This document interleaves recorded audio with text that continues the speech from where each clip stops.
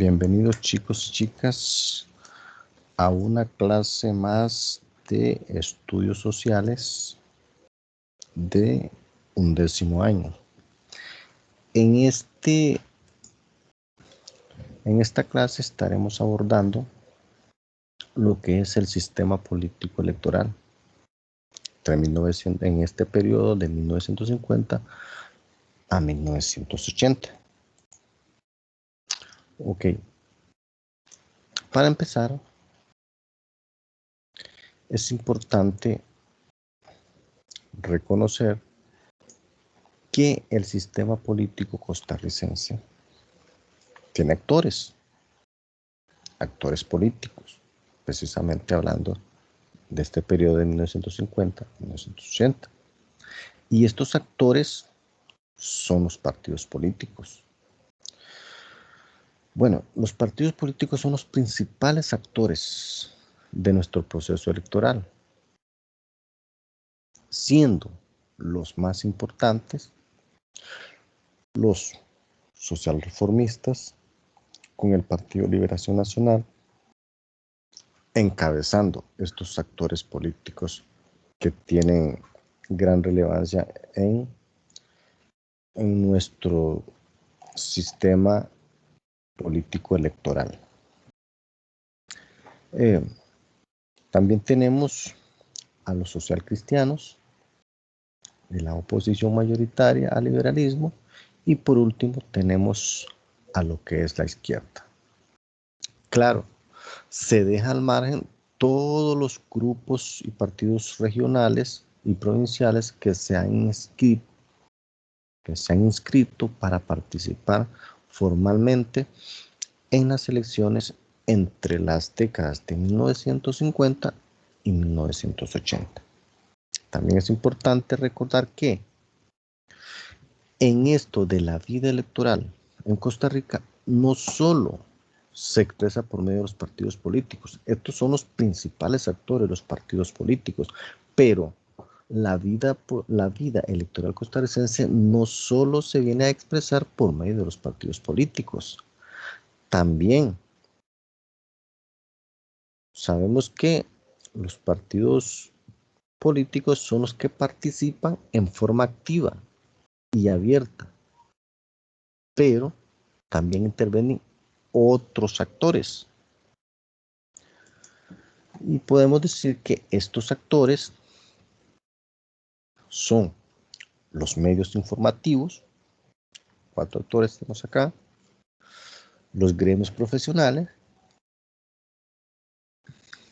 las cooperativas y lo que son las organizaciones comunales también.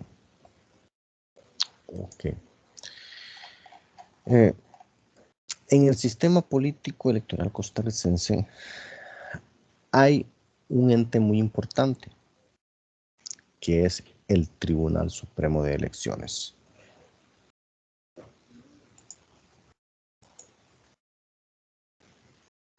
El Tribunal Supremo de Elecciones tiene un papel súper importante en lo que son los procesos electorales en Costa Rica.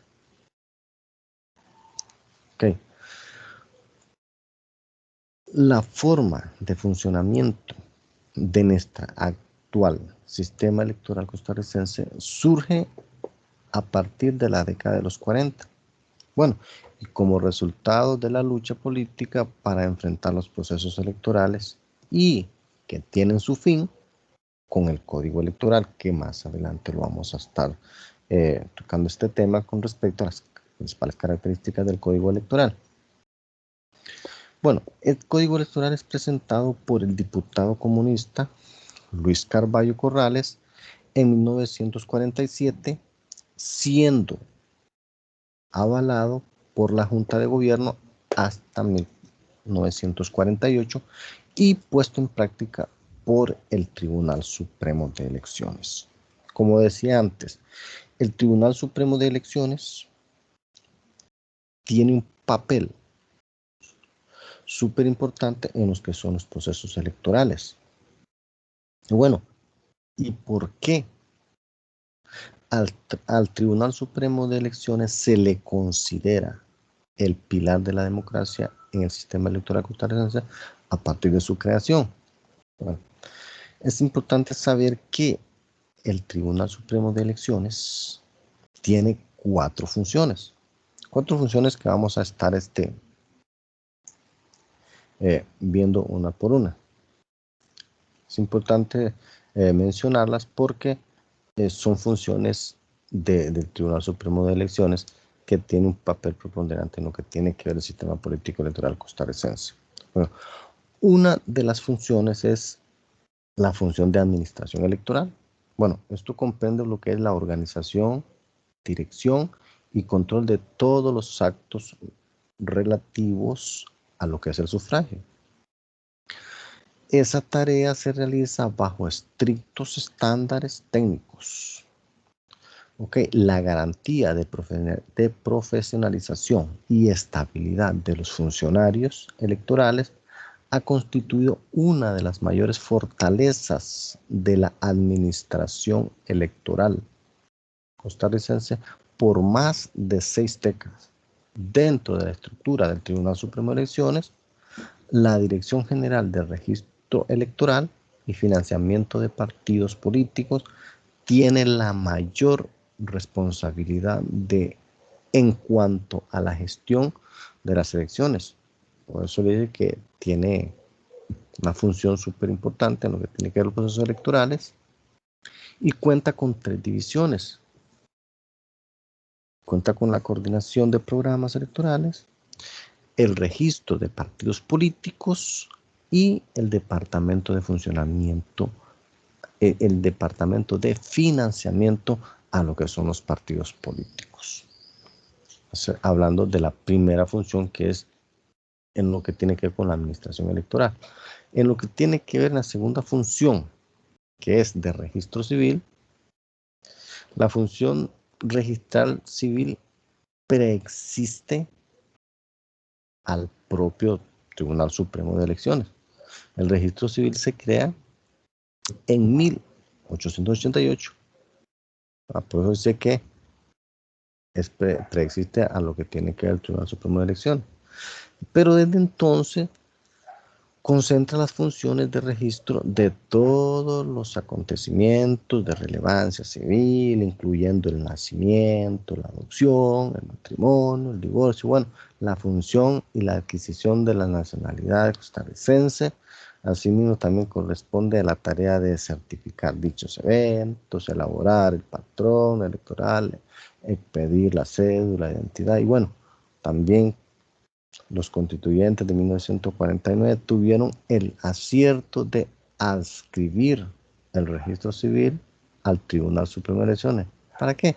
Para garantizar a partir de ese momento la elaboración de la lista de los electores y del documento de identidad sobre la base sólida de los datos civiles. Entonces, esa es la segunda función. La tercera función, que es la función jurisdiccional.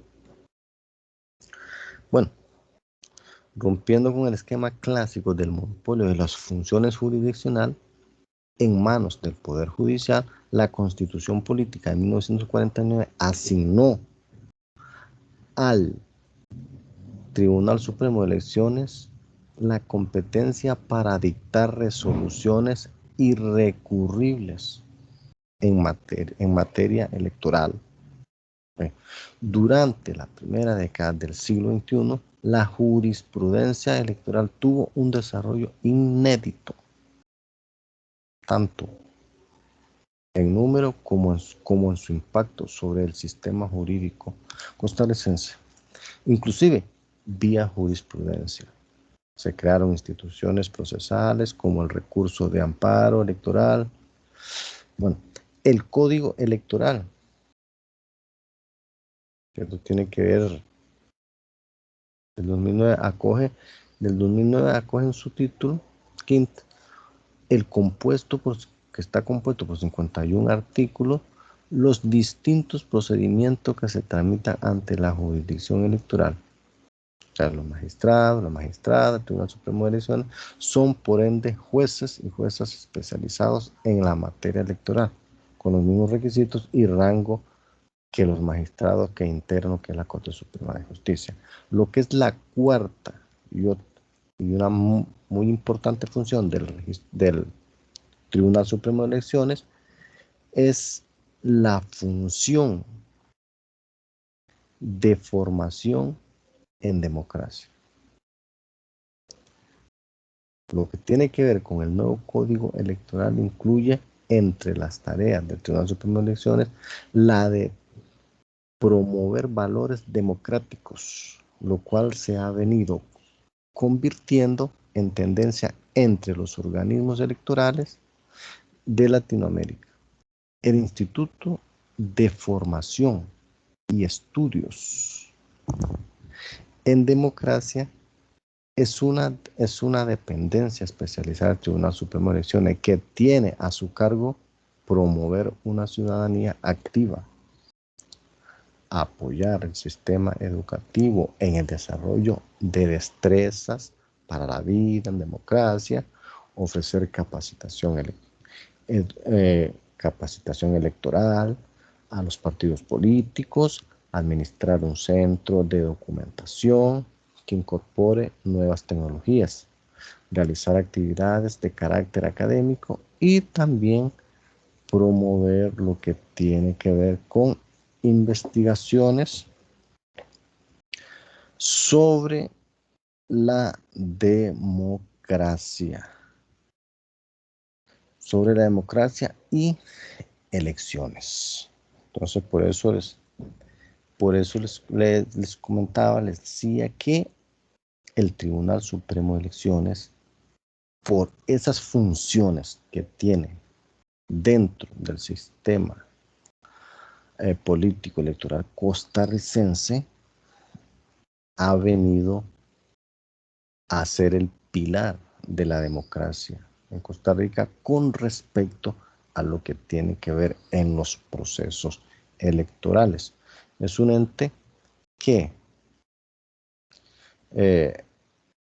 tiene su fin con el Código Electoral, como lo dije anteriormente, junto con el Código Electoral y que fue presentado por Luis Carvalho Corrales en 1947 y bueno, que se le aprueba hasta 1948, pero igual se pone en práctica y de ahí el Tribunal Supremo de Elecciones viene haciendo una función importante en lo que tiene que ver los procesos electorales costarricenses. Por eso esta ente es un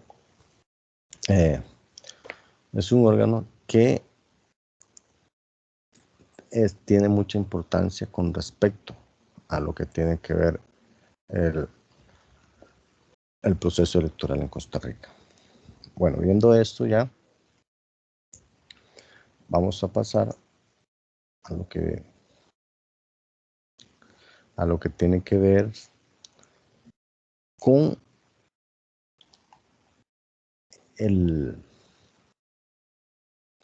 las características de el código electoral. El código electoral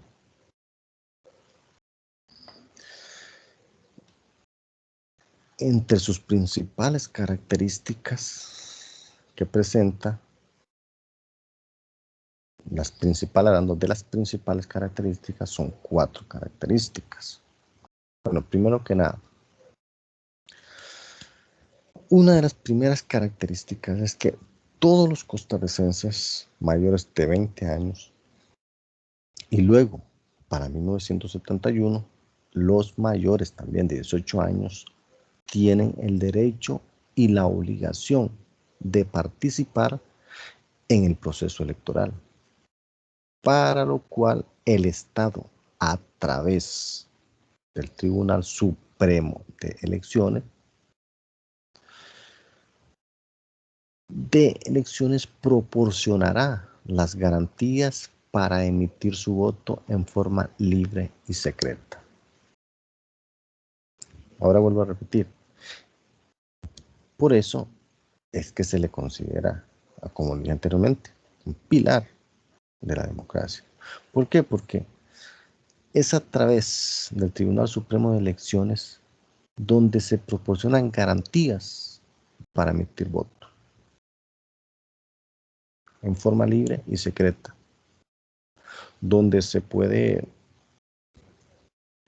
escoger el partido político de su agrado, se puede escoger el candidato que llene más sus expectativas, donde se puede también hacer su voto totalmente en secreto, sin que se le pueda ejercer presión a la hora de votar, porque es un voto que solo usted sabe a quién se lo está dando, solo usted sabe cómo lo está haciendo. Entonces, dentro de este marco de lo que tiene que ver con la democracia costarricense, el Tribunal Supremo de Elecciones viene a generar esa confianza y ese derecho en los votantes costarricenses para emitir un voto en forma libre y secreta. Usted lo puede hacer por quien usted quiera y sin tener problema de que se le vaya a criticar o se le vaya a presionar para que lo haga, ya sea por otro candidato o por algo que no sea de su agrado. Okay. La segunda característica que presenta este código electoral es que los procesos electorales serán organizados, dirigidos y vigilados directamente por el Tribunal Supremo de Elecciones, que tiene independencia en el desempeño de sus funciones. O sea que en este caso, los que son los procesos, el Tribunal Supremo de Elecciones se encarga de los procesos electorales. Los organiza, los dirige, también es el que los vigila y tiene totalmente independencia. O sea, él toma sus propias decisiones en lo que tiene que ver con el desempeño de sus funciones dentro de lo que tiene que ver el sistema electoral en nuestro país de Costa Rica. La tercera característica principal que presenta también este código electoral es el proceso electoral costarricense supone la existencia de partidos políticos, o sea, además partidos políticos porque estamos hablando de una democracia. Bueno, la Constitución de 1949 garantiza el derecho de organización de todos los ciudadanos en partidos. O sea, que este es un derecho. Por eso es que el proceso electoral supone la existencia de partidos políticos. O sea, no solo un bipartidismo, solo dos, ni solo uno, obviamente, porque no sería una democracia, a la vez solo uno. Porque además de que el proceso electoral costarricense se lo supone así, la Constitución de 1949 garantiza el derecho de organización de todos los ciudadanos en partidos. O sea que los ciudadanos son libres en formar partidos para poder organizarse y competir en los que son las elecciones. ¿Por qué? Porque tiene el derecho a elegir y a ser elegido también. Entonces, este es un derecho que no se puede violar porque es constitucional el derecho. Es una garantía que está en la Constitución de poder organizarse en lo que son partidos políticos. Bueno, el cuarto La cuarta característica principal de este código electoral es que, los gastos en que incurran los partidos políticos serán cubiertos en gran parte por el Estado costarricense. En gran parte. ¿A través de qué? A través de un porcentaje del presupuesto nacional. Sin embargo, al ser estos gastos tan onerosos, tan grandes, entonces los partidos políticos buscarán recursos económicos.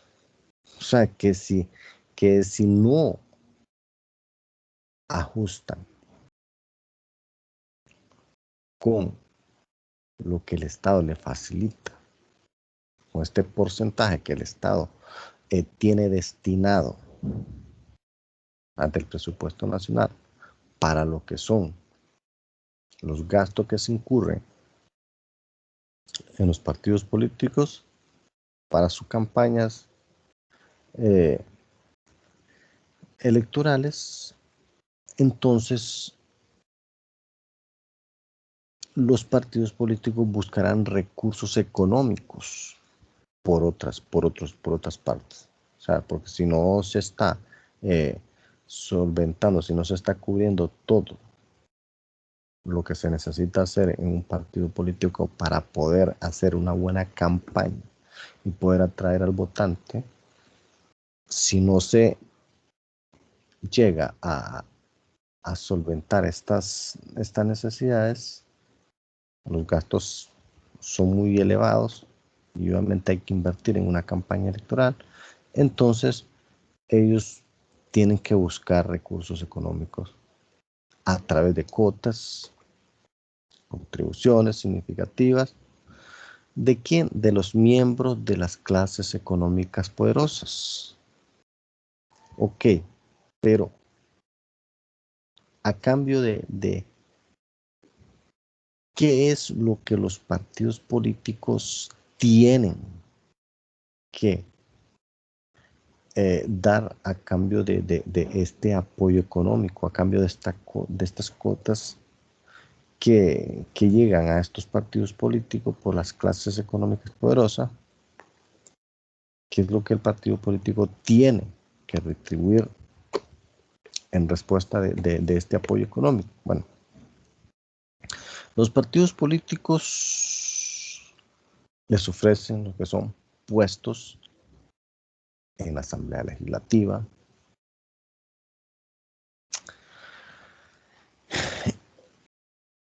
y designación en destacados ministerios y presidencias ejecutivas. Todo esto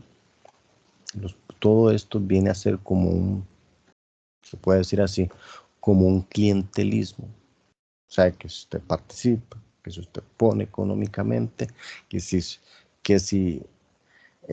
participa en las campañas electorales con dicho partido, a través, brindándole apoyo económicamente a estos partidos, va a tener esos beneficios, porque los partidos políticos, según esta característica principal del Código Electoral, dice que ellos ofrecerán puestos en la Asamblea Legislativa, o sea, diputados, y designaciones destacadas en ministerios también, y presidencias ejecutivas. O sea, para hablar de estas 4 características que tiene el Código Electoral, es importante saber que dentro de este código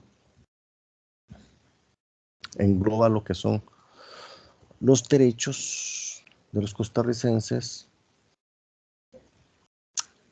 a elegir y emitir un voto de forma libre y en secreto también. Nadie tiene que saber por quién vota o cuáles son sus tendencias políticas. también lo que tiene que ver con el desempeño de las funciones que tiene este código electoral. También el proceso electoral que supone la existencia de partidos políticos, o sea que ese derecho, ese derecho que está en la Constitución Política de 1949 también, derecho a la organización, o sea que tenemos derecho los costarricenses a organizarnos también, a elegir, a ser elegidos, a organizarnos en partido y bueno, y poder también competir con los partidos políticos. O sea, ese es un derecho que está en la Constitución Política. Y por último, con lo que cerramos fue con lo que tiene que ver con el gasto de los partidos políticos. Bueno, lo dijimos que son cubiertos por el Estado, ¿ya? A través de un presupuesto nacional, pero también es importante saber que este presupuesto nacional no cubre en su total todos los gastos que conlleva una campaña política y por ende se tiene que recurrir por parte de los partidos políticos a buscar esos ingresos, a buscar esos recursos económicos a través de cuotas y contribuciones, buenas contribuciones de miembros que estén interesados. Estos miembros económicamente poderosos, estamos hablando de personas que sí tienen capacidad económica bastante para poder participar en estas, para poder financiar a estos partidos políticos, pero obviamente esto va acompañado de un interés, o sea, la inversión en estos partidos políticos no es una inversión que se hace a costa de nada. Todo tiene podemos decir que todo tiene su recompensa, porque estas inversiones que hacen estas personas, estas clases económicas, poderosamente económicas, también esperan algo de retribución. Y claro, los partidos políticos, en este caso, lo que vienen a hacer es lo siguiente: vienen a ofrecer puestos dentro de la política. Entonces, podemos hablar puestos en lo que tiene que ver la Asamblea Legislativa, también designaciones en destacados ministerios y por último también en lo que es presidencias ejecutivas. Entonces, bueno, con respecto a lo que es el sistema político electoral, donde dije que los actores de los actores políticos del sistema político electoral son los partidos políticos, los principales actores políticos, y que estos principales actores políticos, que son los partidos políticos, tenía como principal partido a Liberación Nacional,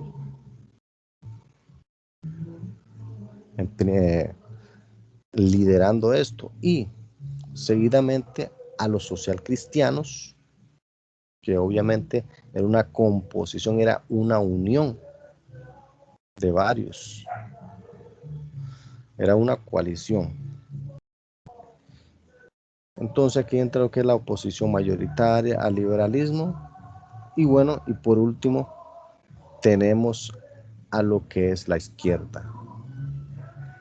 Claro, dejando al margen también, como se había dicho anteriormente, todos los grupos y partidos regionales y provinciales que se han inscrito para participar formalmente en las elecciones entre este periodo del cual se está hablando, la década de 1950 y 1980.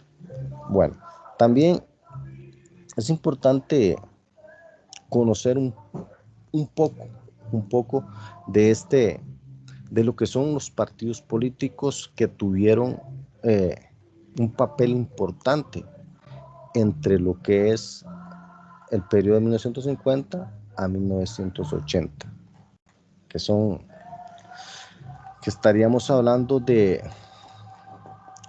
el Partido Liberación Nacional, como dijimos, que era uno de los principales actores políticos, y también el Partido Unificación Nacional. Pero bueno, este tema sería prácticamente como otro tema, pero sin embargo haré una breve introducción para continuarlo en la próxima clase. Sabemos que el Partido de Liberación Nacional ha sido la expresión política mayoritaria de más permanencia, solidez ideológica y constancia en lo que tiene que ver la vida política nacional entre este periodo, entre estos 30 años, 1950, 1980, hasta la actualidad, para que nos demos una idea de este Partido de Liberación Nacional. ¿Ok? Lo que tiene que ver con el Partido de Unificación Nacional también, con este partido, es otro asunto. Este partido es la unificación nacional, compleja porque es el producto de una coalición, o sea, de partidos no liberacionistas. O sea, que por supuesto, más adelante, ¿verdad?, llegarían prácticamente a disolverse. ¿Verdad? Pero claro, dejando espacio para que alguno de sus líderes pudieran venir levantando bandera con otras denominaciones partidarias.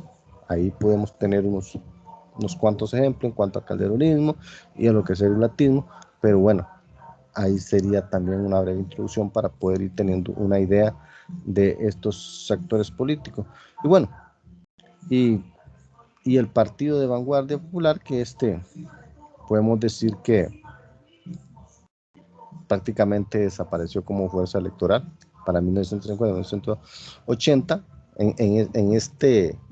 En este periodo, este Partido Comunista de Costa Rica prácticamente desapareció como fuerza electoral. ¿Debido a qué? A una serie de actores, entre los cuales vamos a tocar, a explicar, y cuáles fueron esta serie de factores que provocaron prácticamente que desapareciera como fuerza electoral este Partido de Vanguardia Popular. Bueno, chicos, esto sería esta clase, sería esta primera parte de lo que tiene que ver con el sistema político electoral, digamos, donde se pudo hablar de quiénes son los actores políticos, los principales actores políticos en lo que tiene que ver el sistema electoral costarricense entre el periodo 1950 y 1980. También por qué el Tribunal Supremo se le considera el pilar de la democracia en lo que tiene que ver los procesos electorales.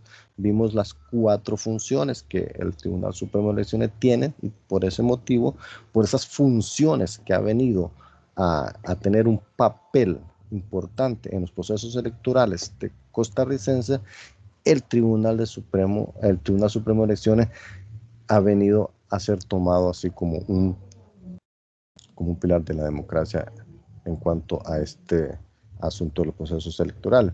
Y también vimos lo que fue las principales características con respecto a lo que es el código electoral. Para dejar más claro, digamos, el código electoral presenta las 4 características que estuve explicando, y bueno, viene a trabajar como lo dije antes,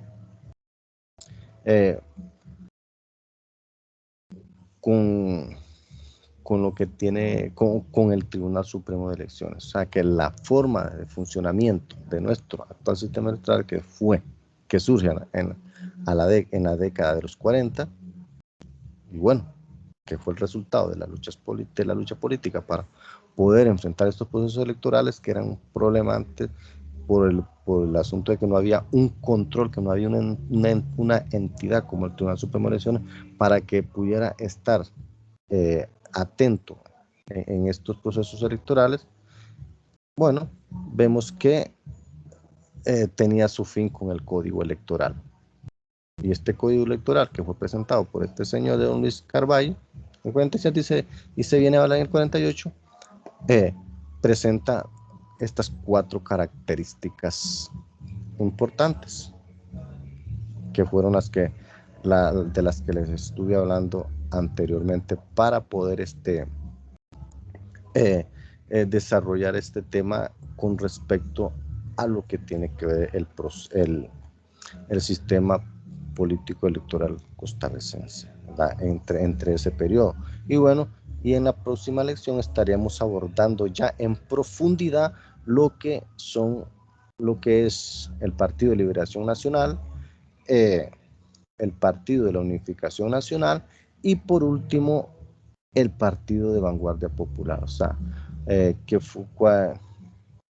¿por qué se da prácticamente su desaparición entre ese periodo de 1950 a 1980, y ver prácticamente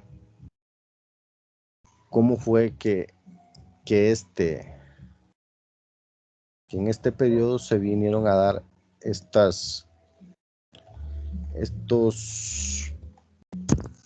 forma en poder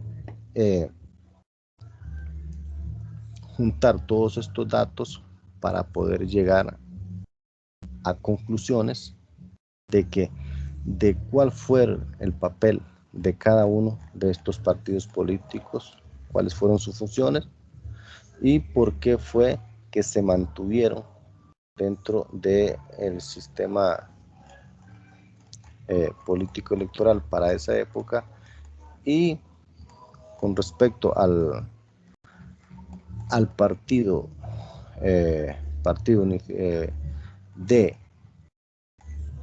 el Partido de Vanguardia Popular, que fue, como lo dije antes, lo que causó prácticamente su desaparición como fuerza electoral, ¿sí? Y ver los factores que provocaron este tipo de prácticamente desaparición de este partido. Bueno, chicos, eso sería todo, y espero que en la próxima clase se pueda abordar este tema con más profundidad en cuanto a estos 3 partidos políticos, para poder ir aprendiendo un poco más en qué se basó el sistema político electoral de Costa Rica para lo que fue el periodo de 1950 a 1980. Gracias.